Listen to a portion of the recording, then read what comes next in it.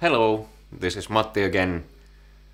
I've been going to the guitar lessons for 4 times now, and last time we took on a new practice that I'm supposed to do as homework. And I thought that I shared with you because this is pretty interesting stuff, and I think that I'm really inspired by it. So I would like to share it with you. As you can see, I have a new guitar here. It's not new for me, but I haven't shown it in my earlier videos. It's a 70th anniversary Esquire. So I have a little bit of a thing for single pickup guitars, but perhaps I'll show you the actual thing a little bit later in greater detail. But you can hear that it's pretty trebly.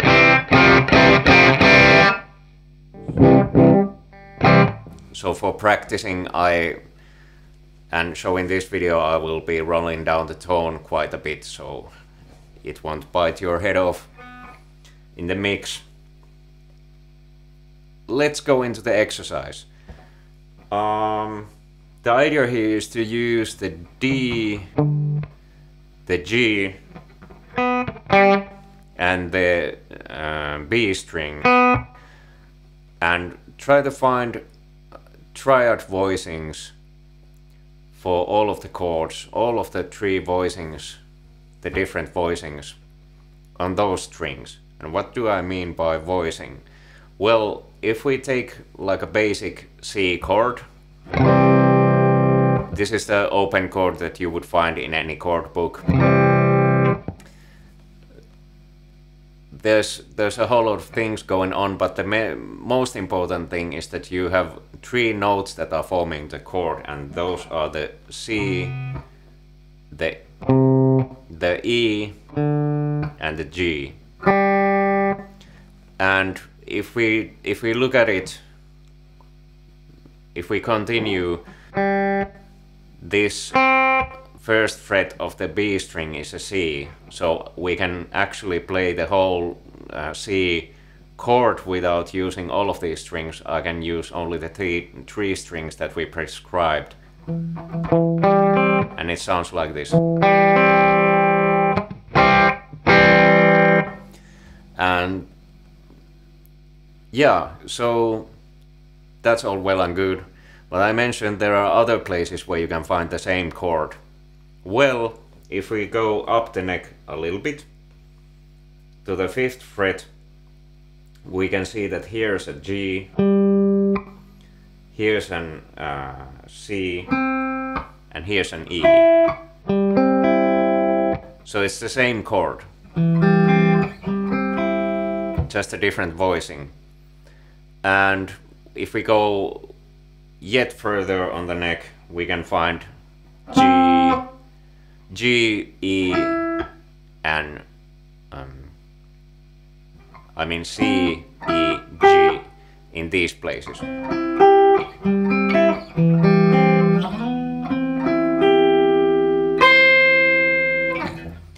Yeah, so let's try another chord, let's say a G for instance. And then if we start perhaps again with the open chord voicing, you can actually play a G chord with only the 3 strings that I mentioned, because here's the G chord is made out of G, B, and D, and those are the strings I allowed us to use, so D, G, B. So those are the notes, just in a different order. And this is actually the exact same shape as the C here. And another one would be found here, G, B, and D. So this is the same shape that can be found for C here. And then the final form would be here. And this is the exact shape as here, but I'm only using the first finger to bar this.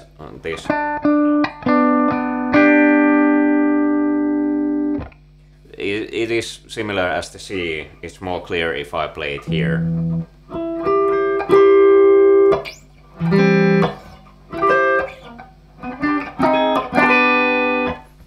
Yeah, so that's the first part. Find every chord, every major chord in each of these voicings. And we're not gonna go through all of them here because that would make a really long video. But the next part would be to take all of those major triads and make them minor. And how does that work? Well, as some of you know, the major triad would be formed like a root note. Let's take the C again. Major third and a fifth.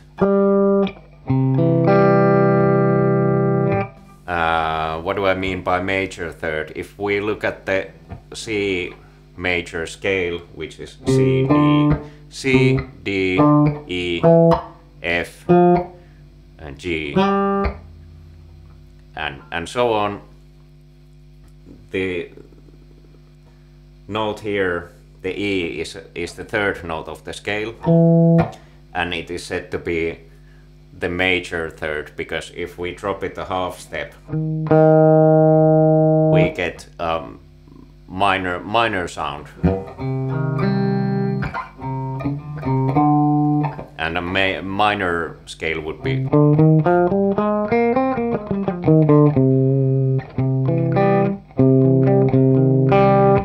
So if we apply that here, we know that we will drop the E into a E flat, and if we take this here,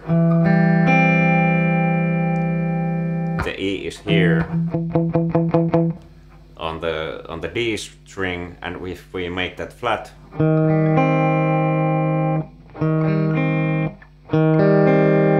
we get minor C. Again, if we take this shape here, we know that the E is on the B string, and if we make that just a semitone flat, it's now a C minor. And the final form, where's the E here? The E is here if we make that minor. And for these minor chords, it is the same as with the major chords. If we move those shapes across the neck, we find all of the minor chords. So A minor, and so on. G minor. Yeah. So finding all of those places, and it's pretty easy actually to kind of start finding the places if you think about it like this. If we take the C, for instance, and take the same fingering or the same pattern, and just move it one whole tone further, we get the D. One whole tone further, it would be the E.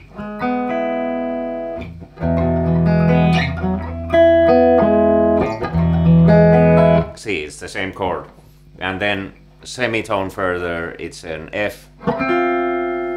Whole tone further, it's the G. Whole tone further, it's the A. And then one whole tone further is the B. And same goes if we start with the G shape here. If we go a whole tone further, it's an A, whole tone further it's a B, C, D, E, F, and a G. So you can kind of always, if you know even one of those places, you can kind of extrapolate if you know, for instance, let's say I'm on an A minor chord here, and I want to play a G minor, I can find it here. Or if I'm anyway, if I kind of have remembered or memorized that A is here, I can use that knowledge to get me to another chord like the B here.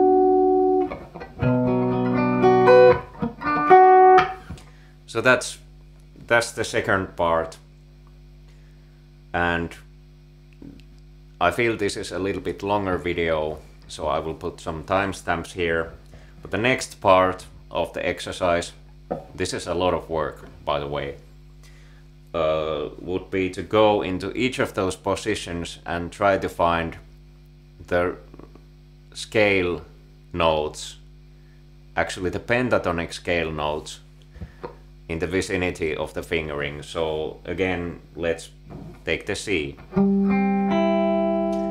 And if we look at the C pentatonic major scale, the notes would be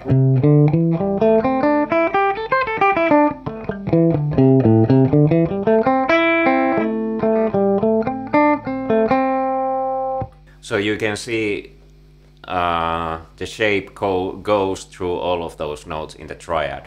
So that's neat. If we take another fingering of the C scale and again look at the pentatonic pentatonic major chords, we find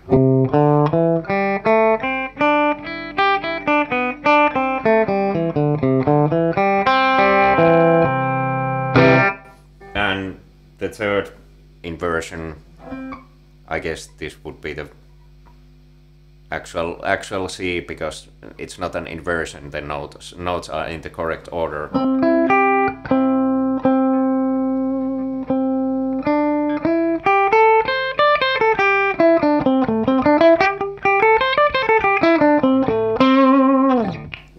And try to find all of those pentatonic scale fingerings nearby those chords. And the same for the minor, and for this demonstration perhaps let's skip going through all of that stuff, but let's take for instance the A minor. So we know that the A minor pentatonic is the same scale as the C major pentatonic.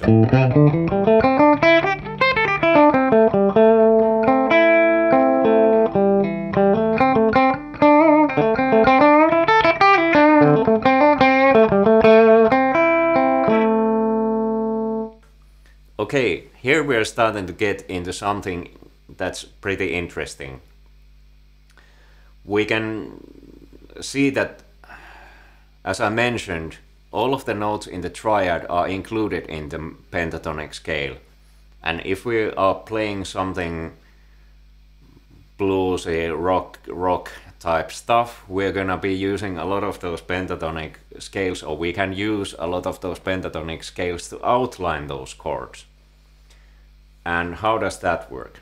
Well, I've been working on these blues etudes that I showed in the earlier video, and the slow hand, and it starts with a C. So I could do something in the vein of the original solo and start in this position. So this is a C triad.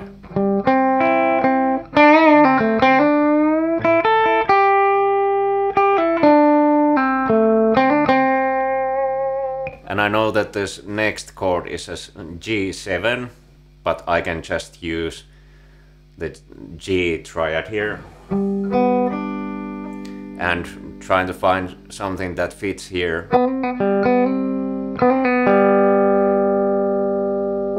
And the next chord would be an A minor.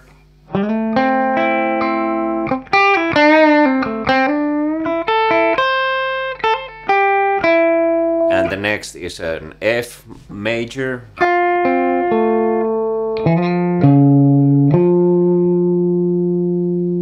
Then there's an A B major.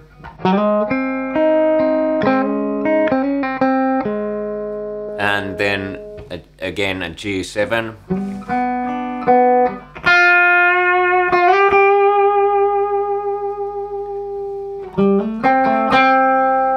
And it's closing in on the C.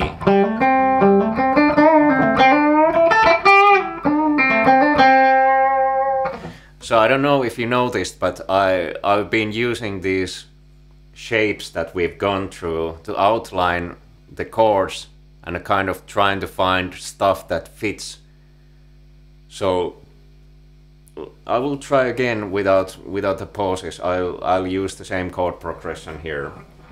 So, and perhaps some of different positions if I can figure out how to go there. But anyhow.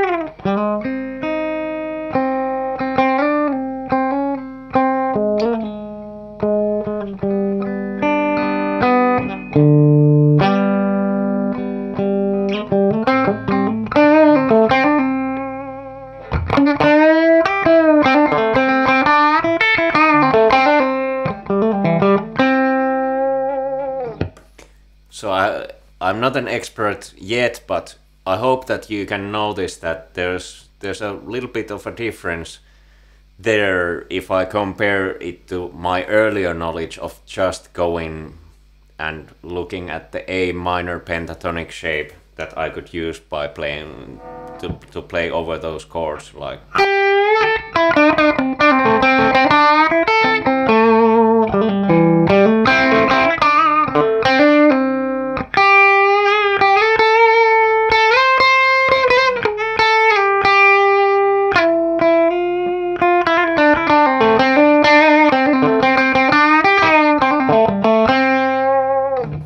So the difference that at least I'm feeling is that I'm outlining the chords so you can kind of hear how the song progresses even though there's no accompaniment, and I feel that it's more melodic and more satisfying to play like that.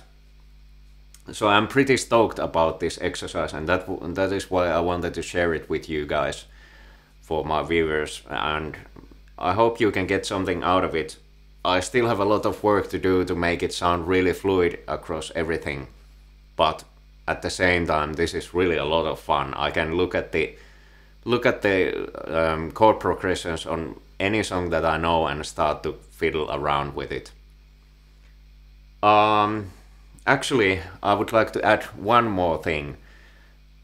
If I'm looking at the chord progression that I've been using to play some song, I can actually use this knowledge to find out how to accompany it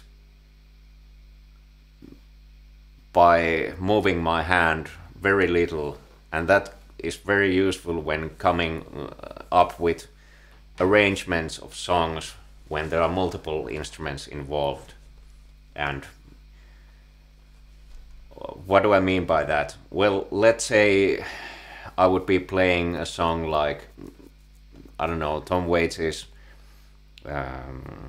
Georgia Lee, which has the C.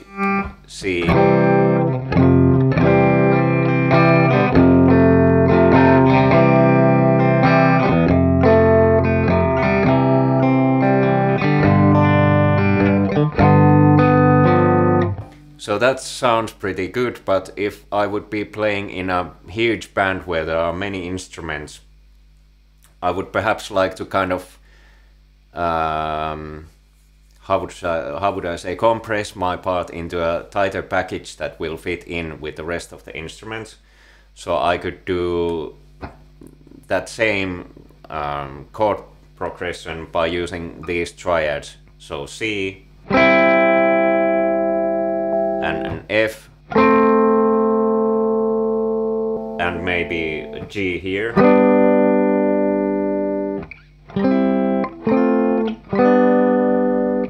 So that's pretty easy. You can also see that why some of the favorite chord progressions like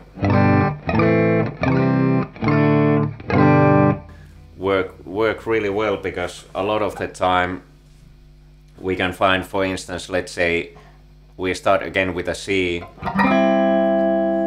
and then we play an A minor. Is just moving one finger, and then if we go to an F, it's just again by moving just one finger.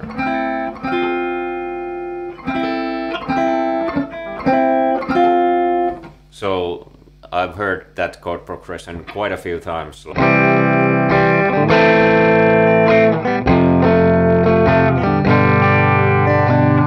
So that would be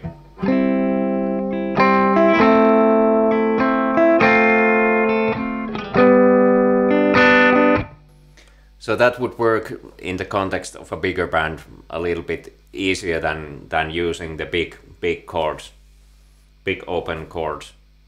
So that's like an additional bonus there. I've been learning these chords by looking at a lot of the songs that I always play and trying to find voicing across the neck in a position that I'm not familiar yet, and trying to move my hand as little as possible.